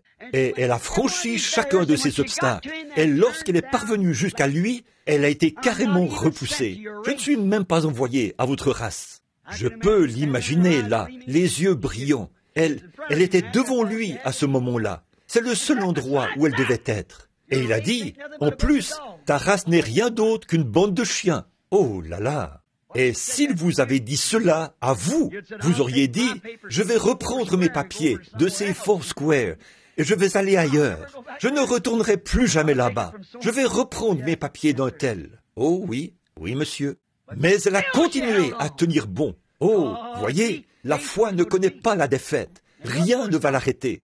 Même si Jésus lui a dit, celui-là même qu'elle est venue voir a dit, « Je ne suis pas envoyé à votre race. Ils ne sont rien d'autre qu'une bande de chiens. » Mais qu'est-ce qu'il y a? Elle détenait une foi réelle. La foi ne connaît pas la défaite.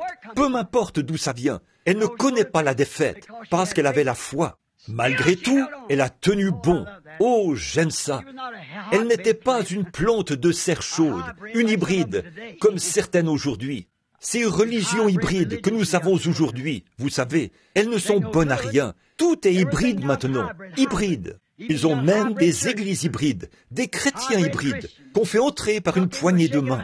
Oh, ils peuvent mieux s'habiller. Peut-être qu'ils utilisent un meilleur anglais et tout, comme ça. Il n'y a pas de vie là-dedans. Prenez un beau gros épi de maïs hybride. Il est peut-être 2 fois plus beau que l'autre. Plantez-le, il mourra. Il n'y a pas de vie là-dedans. C'est vrai. Nous ne voulons rien d'hybride. Nous voulons la chose authentique. Si vous ne l'avez pas, restez là jusqu'à ce qu'elle vienne. Pourquoi accepter un substitut alors que les cieux pentecôtistes sont remplis du vrai? Voyez? Rien d'hybride. Ça ne tiendra pas. Une plante hybride, il faut toujours la vaporiser pour en éloigner les insectes. C'est pareil avec certains de ces chrétiens hybrides. Vous devez les dorloter et les flatter et leur promettre qu'ils seront diacres ou quelque chose d'autre pour en éloigner les insectes de la mondanité, de l'incrédulité. Sinon, ils vont quitter l'Église. Mettez-les dehors de toute façon. C'est vrai, ils n'en ont jamais fait partie. Vous ne pouvez pas adhérer à une église. Vous pourriez adhérer à un club. Vous pourriez adhérer au club méthodiste, au club baptiste ou au club pentecôtiste. Mais si jamais vous venez à Christ, vous entrerez dans l'église par une naissance. C'est vrai, le corps mystique de Christ. Les autres sont des clubs. C'est vrai, c'est très bien, je n'ai rien contre eux, mais vous êtes entrés par une naissance dans l'église du Dieu vivant, par l'Esprit de Dieu. Vous ne pouvez pas y adhérer du tout. Et quand vous êtes né là-dedans, vous avez eu une naissance. Vous n'êtes plus un hybride, quelqu'un qui adhère par une poignée de main ou un autostoppeur. Oui, vous savez, un autostoppeur utilise toujours son pouce. C'est comme ça. Eh bien, je sais, mais le docteur Untel... Non, voilà, exactement. Elle a persisté. Elle n'était pas hybride. Vous n'aviez pas à la vaporiser de parfum pour que tout aille bien pour elle. Elle s'est tenue là. Une partie de notre récolte aujourd'hui, une trop grande partie, est hybride. C'est comme ce que David Duplessis, je crois, a dit un jour. Dieu n'a pas de petits-enfants. Le problème avec notre mouvement pentecôtiste, c'est que nous obtenons des petits-enfants pentecôtistes. Ils entrent parce que nos pères et nos mères étaient pentecôtistes. Nous les inscrivons sur le registre dès leur naissance. Et ils grandissent sans avoir une expérience. Et là, ils disent qu'ils sont pentecôtistes, eux aussi. Non, monsieur. Dieu n'a pas de petits-enfants. Il n'est pas un grand-papa. Il est un père. C'est vrai. Si jamais vous allez au ciel, vous allez payer le prix, comme votre mère l'a fait et votre père l'a fait. Amen. Ça peut paraître tranchant, mais c'est la vérité. C'est une façon tranchante de faire valoir un point. Mais vous comprenez ce genre d'anglais, j'en suis sûr. Ce n'est pas un très bon anglais, mais ça transmet ce que j'essaie de dire. Écoutez-la simplement. Oui, elle n'était pas hybride. Elle n'avait pas besoin d'être vaporisée et dorlotée. Eh bien, maintenant, ma chère sœur, je te le dis. Eh bien, oh non, monsieur. Et peu importe les coups qu'il a jetés à terre, elle a dit, c'est la vérité. Nous ne sommes qu'une bande de chiens. C'est vrai que nous n'en sommes pas dignes. Oh là là, elle a admis qu'il avait raison. Je m'apprête à vous donner une grosse bouchée à avaler. Préparez-vous. Chaque fois, la foi authentique admettra que la parole est vraie. Et chaque fois que quelque chose dit que les jours des miracles sont passés, ou quelque chose de contraire à la Bible, ce n'est pas la foi authentique. La foi va toujours admettre la vérité. Vous devez vous en tenir à la parole. Peu importe ce qui est dit ailleurs, ce que n'importe qui peut en dire, c'est la parole qui a raison. Que toute parole d'homme soit reconnue pour mensonge et que la mienne soit reconnue pour vraie. Quiconque ajoutera ou retranchera, sa part sera retranchée du livre de vie. Dieu va juger le monde par une église? Laquelle? Catholique? 660 et quelques dénominations différentes. Comment est-ce qu'il va faire ça? Dieu va juger le monde par Jésus-Christ. Et Christ, au commencement, était la parole. Et la parole était avec Dieu. Et la parole était Dieu. Et la parole a été faite chair. Et elle a habité parmi nous. Dieu et la parole, c'est la même chose. Ceci, c'est Dieu sur papier. Vous avez reçu le Saint-Esprit? Plantez cette semence là-dedans. Cela l'amène à la vie, produit cette vie, la manifeste et la confirme. Jésus a dit dans Jean 12, « Celui qui croit en moi », Jean 14, 12 plutôt, « les œuvres que je fais, il les fera aussi. » Alors elle reconnaît toujours la vérité. Oh là là. Mais vous savez, elle a dit, « C'est vrai, nous ne sommes rien d'autre qu'une bande de chiens. » Et nous ne sommes pas. Tu n'as vraiment pas été envoyé vers nous. Mais, Seigneur, je ne cherche pas à avoir tout le pain des enfants. Je ne cherche seulement que des miettes. Oh là là. Maintenant, avez-vous remarqué? Les gens, ils veulent obtenir ceci, être guéris et recevoir le Saint-Esprit de la façon dont ils pensent qu'ils devraient le recevoir. Bon, je vais y aller, frère. Si vous m'emmenez là, dans une pièce où personne ne me verra, et que vous m'imposez les mains et me bénissez, et que vous faites entrer le Saint-Esprit en moi, je l'accepterai. Oh non! Naaman voulait accepter sa guérison comme ça, une fois. Mais Élie lui avait dit d'aller là-bas, dans le vieux Jourdain boueux, et de s'y plonger 7 fois. Je peux le voir descendre de son char. Oh, un grand homme, se pincer le nez. Le voilà qui arrive dans l'eau, sur la pointe des pieds, comme un chat dans la mélasse. Vous savez, il arrive comme ceci, vous savez, il avance comme ça, et il entre dans l'eau. Il a dit, « Oh, je déteste faire ça !» en s'accroupissant maladroitement. Certaines personnes viennent à l'hôtel comme si c'était dégoûtant pour elles de le faire. Oui, « Oh, je ne veux pas faire ça !» Alors, il s'est plongé une fois, puis, j'ai encore la lèpre. Le prophète a dit 7 fois. C'est vrai, jusqu'à ce qu'il obéisse à la parole, entièrement, jusqu'à ce que vous y obéissiez, entièrement. Il y avait un brave homme qui se tenait là, sur la rive, qui a dit, le prophète a dit 7 fois, Père. Tu vois? Continue à t'y plonger. C'est ça. Si vous ne le recevez pas le premier soir, vous n'avez qu'à vous y plonger de nouveau le lendemain soir. Continuez jusqu'à ce que vous le receviez. Or, souvenez-vous, cette petite femme était comme Rahab, la prostituée. Elle n'avait jamais vu de miracle. Elle avait seulement entendu parler d'un miracle. Que va-t-elle nous faire au jour du jugement? Elle n'avait jamais vu de miracle. Elle était une femme des nations. Elle n'avait jamais vu, mais elle avait entendu. Et nous avons vu et entendu. Et nous doutons encore. Oh là là! Elle était comme Rahab la prostituée. Quand les espions sont venus, elle n'a pas eu besoin de dire « Je vais vous dire ceci, amenez Josué ici et laissez-le tenir une réunion pour moi, et je verrai comment il se peigne les cheveux, et la façon dont il parle, et l'étiquette qu'il observe à la chair. Ensuite, je verrai si je peux l'accepter ou non. » Elle a dit « J'ai entendu dire que le Dieu du ciel était avec vous. Et la seule chose que je demande, c'est d'être épargné. » Voilà. Cette petite femme a vraiment persisté. Elle a tenu ferme. Épargnez-moi. Je ferai tout ce que vous voulez que je fasse. Oh, voilà. C'est ça. Cette petite femme a persisté. Peu importe les difficultés. Oh, elle s'est approchée du don de Dieu comme il faut. Elle s'est approchée comme il faut, dans l'humilité. Elle est tombée à ses pieds, en toute humilité. Elle ne s'est pas levée pour dire, « Eh bien, attends une minute. Tu sais que nous sommes Grecs. Tu dis que nous sommes des chiens? Un instant là, monsieur, te rends-tu compte que nous sommes les maîtres de l'art et que nous sommes les maîtres de ceci et de telle et telle chose? » Elle n'a pas du tout pensé à ça. Elle a simplement admis qu'il avait raison. Et elle est tombée à ses pieds. Et elle a dit, « Aide-moi, Seigneur. Je ne mangerai que les miettes. Si ma fille ne peut pas avoir une tranche de pain entière, pourrais-tu lui laisser juste les miettes? Si elle est un chien? » Oh là là, voilà. Pourrions-nous seulement nous satisfaire des miettes? Si le Saint-Esprit révélait à quelqu'un ce soir, vous êtes guéri? Seriez-vous prêt à vous contenter des miettes? Ou voudriez-vous que Dieu s'avance et qu'il vous fasse lever et vous donne une sorte de sensation? S'il ne faisait que dire dans votre cœur, « Ma maladie est terminée, tu ne l'as plus. Je crois qu'à partir de ce soir, je serai guéri. » Accepteriez-vous les miettes? Ou voudriez-vous que tout le monde vienne et vous impose les mains et verse de l'huile et suive le rituel habituel comme ça? Ou vous cherchez simplement à avoir les miettes? Dieu va honorer cela. Vous savez, beaucoup de disciples l'avaient vu après sa résurrection. Thomas dit, « Non, non, non, je ne le croirai pas. Je dois mettre mes mains dans les marques de ses clous, dans ses mains et dans son côté. Alors, j'y croirai. » Il a dit, « Viens ici, Thomas. » Il a dit, « Touche-moi. » Et il l'a fait. Il a dit, « Mon Seigneur et mon Dieu. » Il a dit, « Thomas, parce que tu as vu et touché et tout, tu crois. Oui, Seigneur. » Il a dit, « Combien plus grande sera la récompense de ceux qui n'ont jamais vu et qui croiront quand même en lui. » Sommes-nous prêts? Nous, les gens des nations. Sommes-nous comme cette femme des nations? N'était-elle pas un exemple pour nous tous? Donne-moi seulement les miettes, Seigneur. Je voudrais seulement entendre un homme dire, « Je n'ai jamais lu la parole. Mais dis-moi que tu guéris les malades. Cette miette me suffira, je le crois.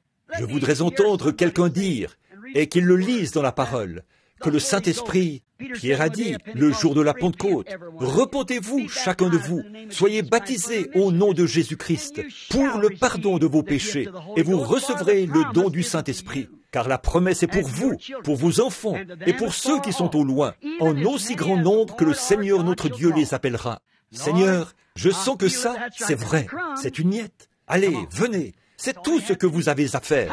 Venez! Sommes-nous prêts à accepter les miettes? Sommes-nous prêts à nous humilier? Elle l'était. Elle était prête à s'humilier. La foi admet toujours que la parole a raison. La foi est toujours humble. La foi s'humilie. Là, elle ne cherchait qu'à avoir les miettes. Regardez bien ce que Jésus a dit. À cause de cette parole, je suis prête à accepter les miettes, Seigneur. À cause de cette parole, ton enfant est guéri. Tu as reçu ta réponse parce que tu crois cela. La foi admet que la parole de Dieu a raison. La foi admet toutes ces choses. Marthe, Marie, d'un bout à l'autre de la Bible, nous pourrions en nommer beaucoup. La femme sunamite, il y a beaucoup de choses et beaucoup de cas que nous pourrions citer. Nous n'avons pas le temps. J'ai environ 5 pages ici à ce sujet, des notes sur des personnages là, qui se sont approchés pour recevoir des miettes. Mais laissons cela de côté un instant. Je sens que le Saint-Esprit est tout près. Je ne pense pas que ce soit nécessaire. Laissez-moi juste vous faire part d'une petite expérience. Les hommes d'affaires ont écrit le petit texte là, le petit article, il n'y a pas longtemps, dans leur magazine. Et souvenez-vous que lorsque vous faites imprimer quelque chose, vous avez intérêt à avoir des preuves à l'appui. Nous l'avons, une déclaration écrite du médecin. J'ai remarqué qu'à l'église ce soir, il y a beaucoup d'hispanophones. J'étais à Mexico et nous avions de glorieuses réunions. J'étais là depuis environ 3 soirs. Et il y avait un homme que j'appelle Mañana. Il devait passer me prendre à 18h et il ne venait me prendre que vers 21h. Et parce qu'il était si long, je l'appelais toujours demain. Voyez? Et quand nous sommes arrivés à cette grande arène où j'allais prêcher, ils ont dû me faire monter sur une échelle là-haut, puis me faire descendre à l'aide de cordes, en bas sur l'estrade. Le soir précédent, il y avait un homme mexicain qui était venu à la réunion. Il pleuvait. Le vieil homme est venu sur l'estrade. Il était aveugle. Et il est venu. J'ai regardé. Je portais de bonnes chaussures et un bon complet. Et le pauvre vieil homme, il était pieds nus. Son pantalon était en lambeaux. Je vais vous dire qui était mon interprète. Vous le connaissez, frère Espinosa, qui habite ici, à Sacramento, en Californie. Un frère pentecôtiste. C'est lui qui interprétait. En 2 soirs, nous avions eu environ, je pense, autour de 30 ou 40 000 convertis du catholicisme au christianisme et au Saint-Esprit. Et ce vieil homme aveugle a traversé l'estrade. Et si vous ne ressentez rien pour les gens pour lesquels vous priez, il est inutile de prier pour eux. Vous devez vous mettre à leur place. Et j'ai pensé, si mon vieux papa était vivant, il aurait à peu près l'âge de ce vieil homme. Et le voici. Il n'avait pas de chaussures. Et il ne portait pas de chemise. Il avait un vieux manteau usé, poussiéreux, un vieux chapeau à la main, cousu avec des cordes. Le vieil homme n'avait probablement jamais eu un seul vrai repas de sa vie. Et combien le sort avait été cruel envers lui. Le voici qui avance d'un pas mal assuré, complètement aveugle. Ses yeux étaient blancs. J'ai regardé le vieil homme. Et je l'ai simplement entouré de mes bras. Et frère Espinosa n'a pas interprété la prière. J'ai dit, Père Céleste, si je pouvais lui donner mes chaussures, je les enlèverais subtilement pour que personne ne les voie. Je lui donnerais mon manteau, je le laisserais partir avec cela. Mais il est beaucoup plus costaud que moi. Mais Dieu, aie pitié de lui, rends-lui la vue. Il a hurlé, Gloria a Dios! J'ai regardé autour de moi. Il voyait aussi bien que moi.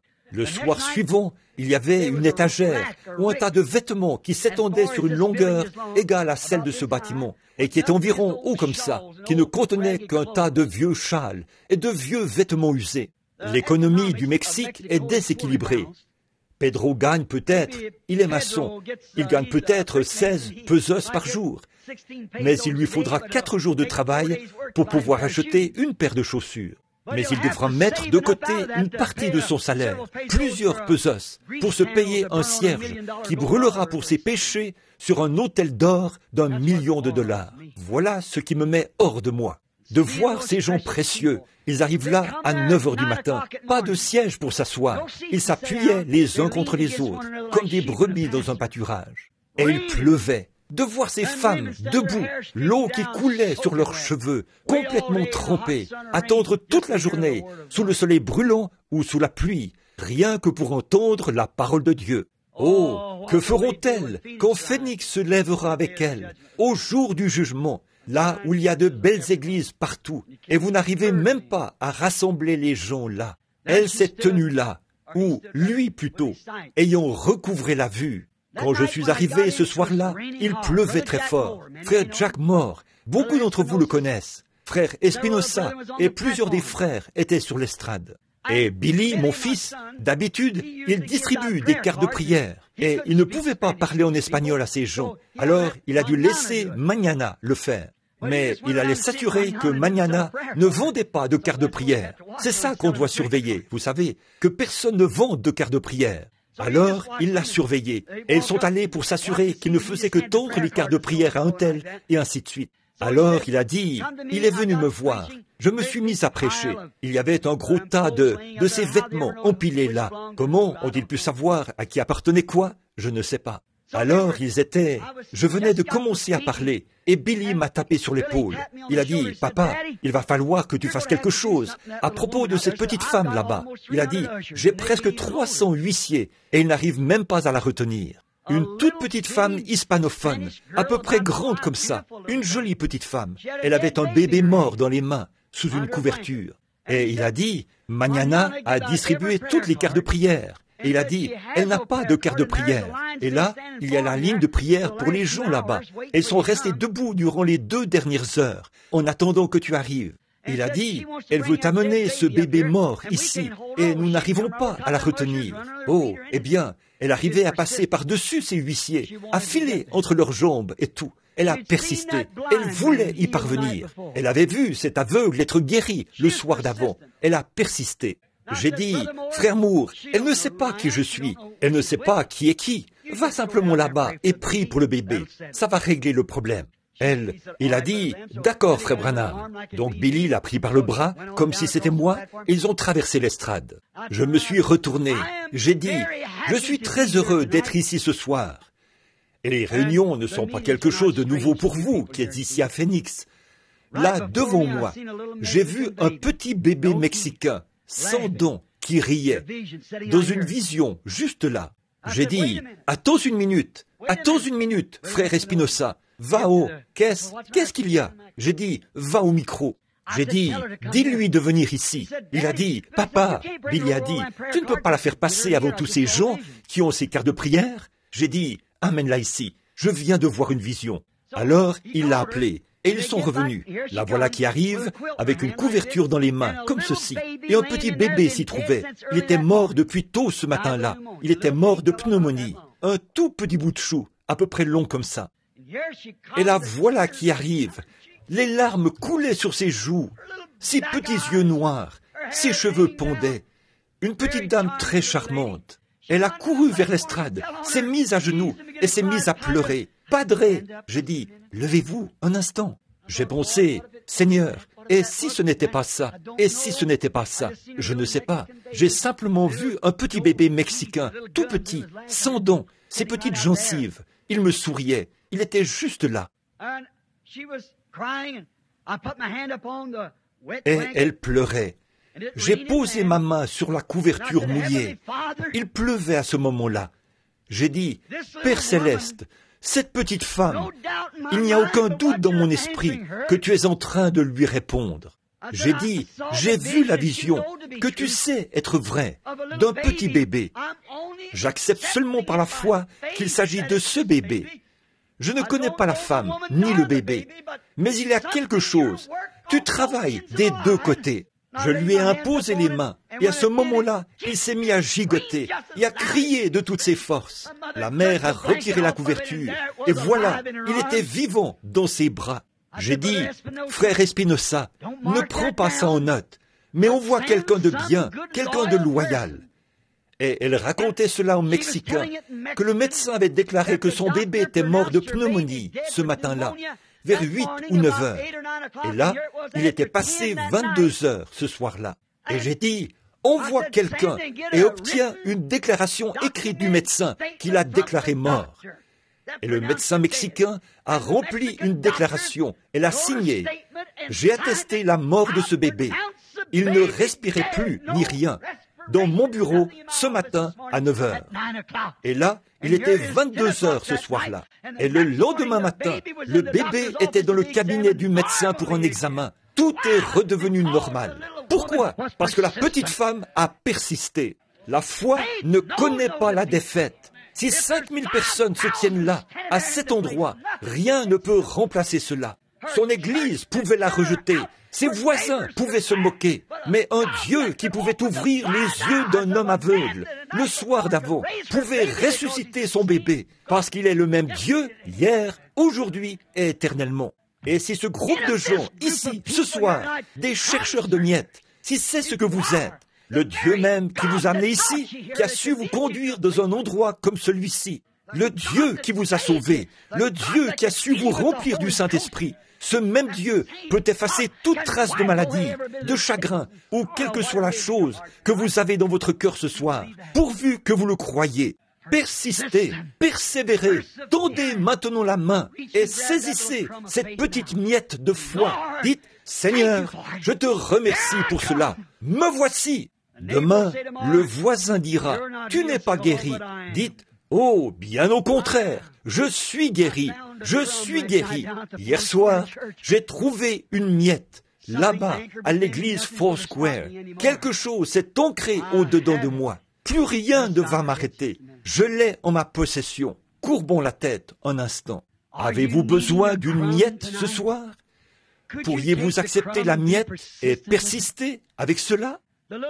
La petite miette de foi qui est venue à une petite femme grecque des nations. Elle n'avait jamais vu un miracle de sa vie, une païenne idolâtre. Mais elle avait entendu dire que cela avait été accompli pour quelqu'un d'autre. Elle ne l'avait jamais vu, mais elle l'a cru. Et malgré toutes les déceptions qu'elle a eues, elle s'est fondée sur quelque chose dans son cœur qui lui disait que son enfant pouvait être guéri. Vous savez, quand elle est rentrée chez elle, elle a trouvé sa fille couchée sur un lit. La maladie l'avait quittée.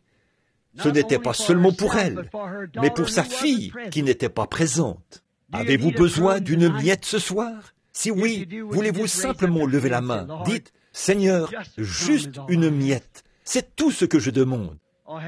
Ô Père céleste, regarde ces gens des nations qui cherchent des miettes.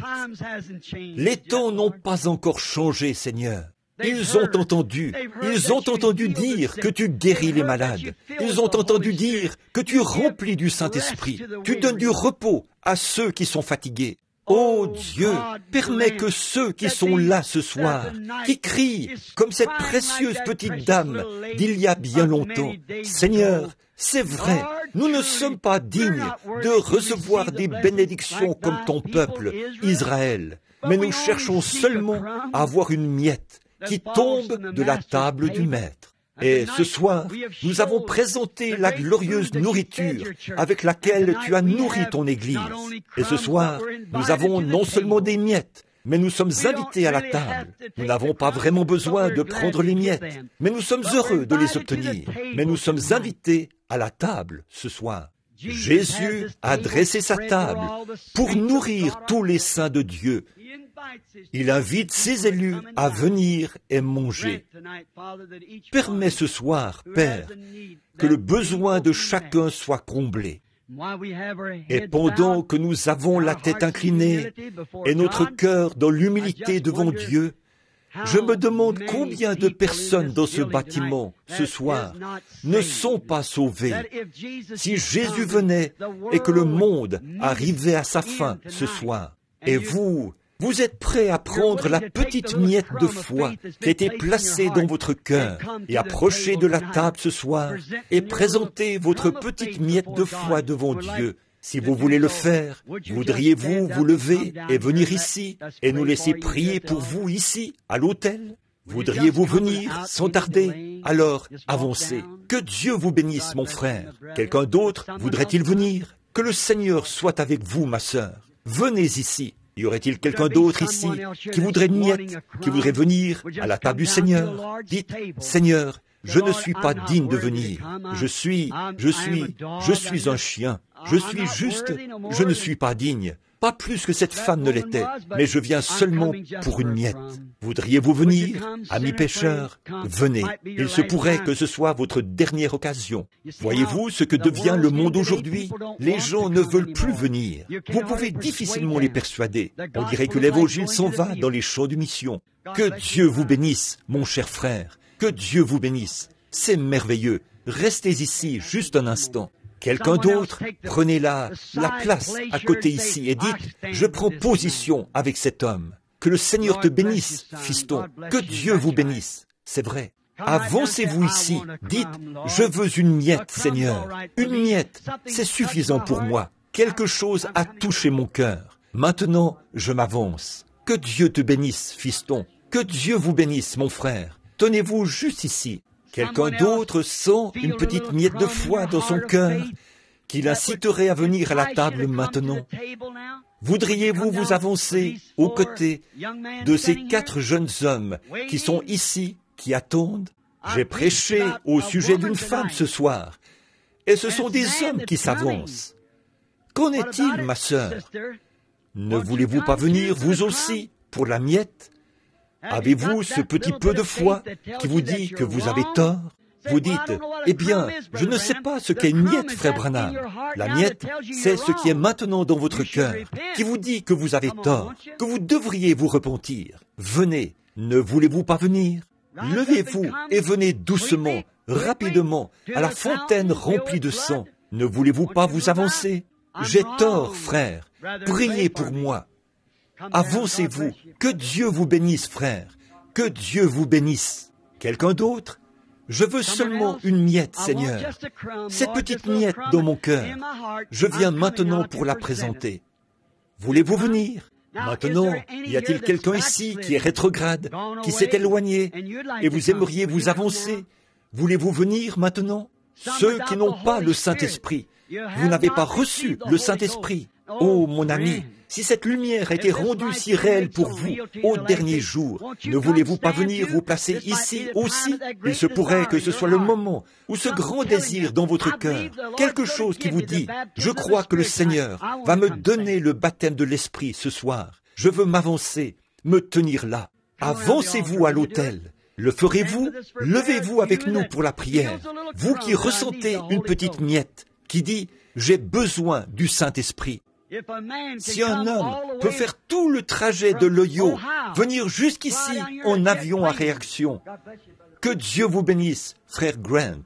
Un presbytérien peut prendre un vol de l'Ohio jusqu'ici en avion à réaction pour se tenir à l'autel. Qu'en est-il des gens de Phoenix? Que Dieu vous bénisse, ma sœur. Restez ici juste un instant. Ne voulez-vous pas venir? Des veines d'Emmanuel. Ne voulez-vous pas venir là où la source est ouverte ce soir, remplie des bonnes choses de Dieu? Je me demande, pendant que nous attendons un instant, il y a certainement plus de gens ici qui sont prêts à prendre des miettes. Il y en a certainement. Ne voulez-vous pas venir? Faites simplement ce que je vous demande, une fois. Soyez sincères dans votre cœur. Dites, je m'avance là. C'est le moment pour moi de venir. Je viens malgré tout.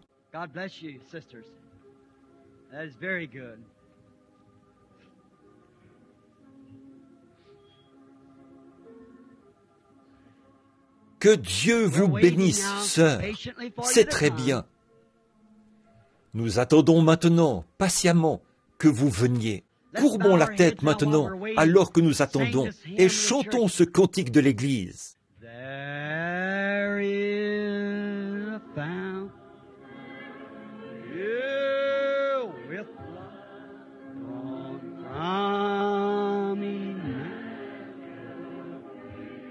Ne voulez-vous pas venir maintenant?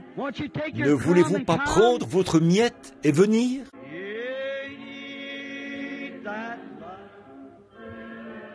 Si vous désirez le Saint-Esprit, ne voulez-vous pas venir? Entrez là maintenant.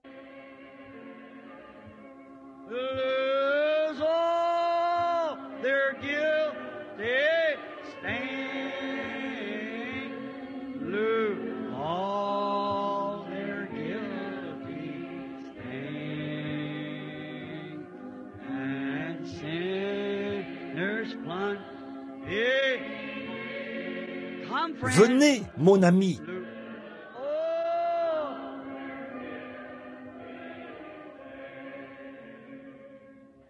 The dying thief, joy.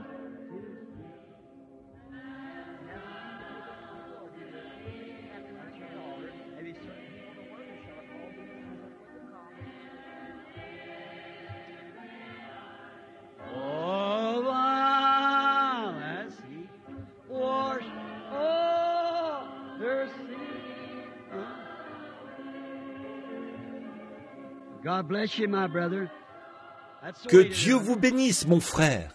C'est comme ça qu'il faut faire. Je me demande si les ministres ici présents voudraient venir se tenir ici avec nous. Les ministres dans le bâtiment, venez vous tenir ici avec nous un instant. Des instructeurs qui s'intéressent aux âmes perdues.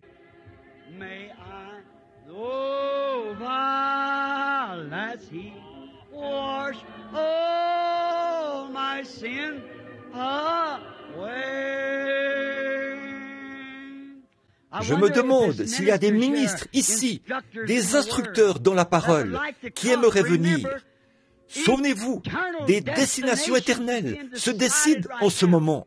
Il y a 7 ou 8, 10 personnes debout ici.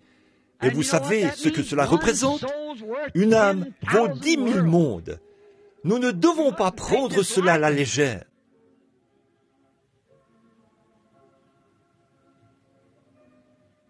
Maintenant, vous qui êtes malade et qui voulez qu'on prie la prière de la foi pour vous, voudriez-vous simplement vous lever là où vous êtes? Vous qui êtes malade et dans le besoin, c'est bien.